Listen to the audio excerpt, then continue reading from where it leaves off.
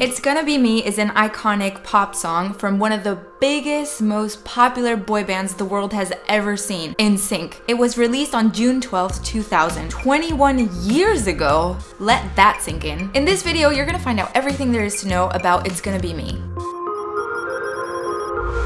Hey music lovers, I'm Anvi. Welcome to this, what started out to be a 23-part series, but is now a 24-part series, because we're diving into every single #1 hit that Max Martin has been a part of, whether it's as a songwriter, co-songwriter, producer, co-producer, every single one of his #1 hits, and it was 23 in the last video, but now it's 24 since Save Your Tears remix with The Weeknd and Ariana Grande hit the #1 spot on the Billboard Hot 100. I have a feeling that by the end of this is gonna be a who knows how long part series. The #1s just keep stacking up. So be sure to subscribe and hit that bell so that you can get notifications on every single video that I upload. If you missed the first part, which was Baby One More Time, I highly recommend that you go check it out. You can find it here or in the description below.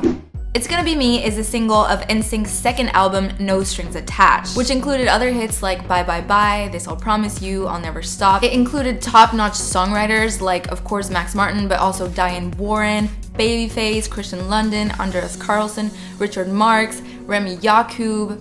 So many people who were really on top of their game, songwriting-wise, producing-wise. And also, Jay-Z Chasez wrote 4 songs on the album, co-wrote, and Justin Timberlake co-wrote 1 song. This is NSYNC's only Hot 100 #1 hit, which I find extremely hard to believe considering they had so many bangers. I Want You Back, Tearing Up My Heart, Pop, Bye Bye Bye, just to name a few. They really had some really good songs and they should have had more #1s. I guess by the same token, that should mean that the Backstreet Boys also should have had some #1s. They never had any #1s, which is also super hard to believe. NSYNC had a relatively short career of 7 years if you compare it to other artists or other bands. It's a real shame that they had such a horrible human being as a manager, Lou Pearlman. He was the same manager of the Backstreet Boys and he basically conned everyone out of their money. If you don't know what I'm talking about, I highly suggest that you go watch the documentary The Boy Band Con. It's a documentary about how this all came to be and how this horrible person, Lou Pearlman, really just tricked everybody, became a millionaire while they were working their butts off and getting nothing. There was this person that I had all this complete trust in.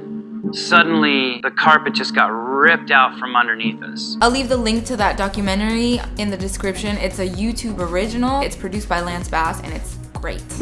It's Gonna Be Me was written by Max Martin, Andreas Carlson, and Remy Yacoub, and Remy produced the song all by himself. How they came up with the chorus for the song is so interesting and funny, and I love this story. I'm gonna get to that later on in the video. The music video to this song features the band members as toys. They're trying to get this girl's attention, who by the way is the same girl from the Bye Bye Bye video. But in the Bye Bye Bye video, she's chasing them all over the place, and in this video, they're chasing her and they're trying to get her attention. And as soon as they get her attention and she buys them, they turn into real human beings. The choreography is sick. These artists back in those days in the 90s, 2000s, they were really good dancers. I mean, you had to be able to dance if you wanted to be a pop star. The man who choreographed this video and many of other NSYNC videos and tours was Wade Robson. Wade is top notch. I think he's the best choreographer out there.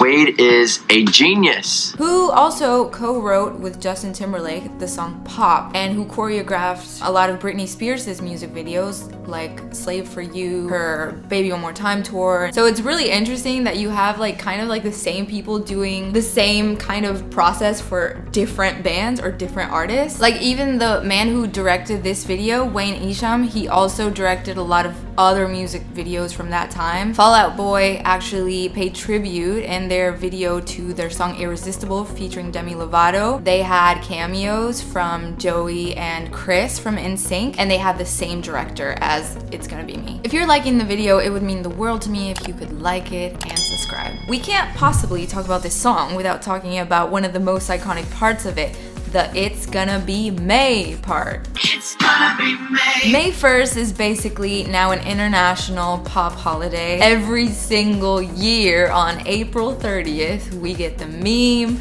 bombarded to us everywhere. Honestly, I feel like this is one of the smartest, best, most effective, unintentional marketing strategies ever. Think about it. People see this meme every year and it makes them want to listen to the song. It couldn't have worked better if they had planned it. By the way, guys, we are, ironically, in May. It's gonna be May. But the May in this song is not an isolated case. All of Max Martin's songs used to do that back then. In my defense, Max Martin made me sing me that way. But thank you, Max, because now we have the meme of this episode. Everything was overpronounced because they wanted it to be extra clear. But I also feel like this was a way of branding the songs and giving the Max Martin flavor because it was very, very characteristic of his songs.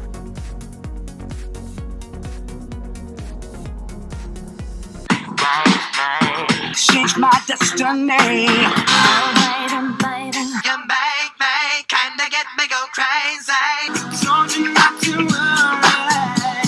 Everybody. When writing this song, Max Martin, Rami Yacoub, and Andreas Carlson were in Key West, Florida, writing a few of NSYNC's songs. They were stuck on a song, they couldn't get it to work, they didn't really like how it was turning out, which is extremely common because not all #1 hits are written in 10 minutes like most people want to think. And then while they were in the kitchen having a coffee break, Rami started humming a tune. You know what? Let him tell you himself. It was in the middle of the day, and I stepped into the kitchen. I was gonna make coffee, and I started humming. And Max was like, "What was that?" And I was like, "What?" He was like, "Well, you're humming. Can you hum it again?" And I hummed it again, and he was like, "That's a great chorus." So that became the chorus. You can kind of tell it's like a, it's like an old man little melody, and then we just did the song from that. The fact that it started out as a melody that an old man would hum and then it turned out to be this kick-ass pop song is so cool.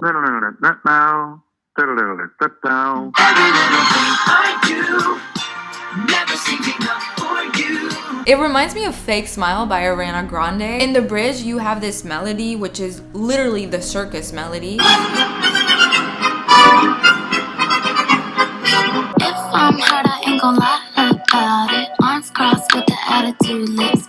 They changed the tempo on it, added a few elements, and boom, you have a bridge to a pop song.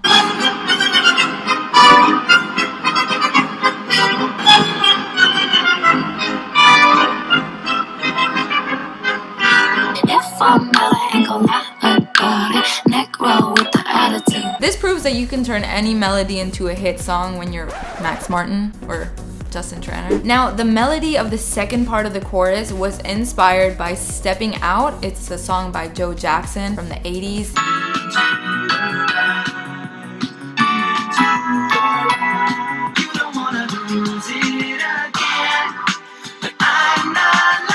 The lyrics are a guy talking to a girl who's had bad luck in relationships. She's been hurt before and he wants to promise her that he's not gonna hurt her. He's not like the other guys. He's gonna be different, and when she's ready to love, she's gonna be loving him. In the first verse, they say, "I remember you told me, May, that it made you believe in no man, no cry. Maybe that's why."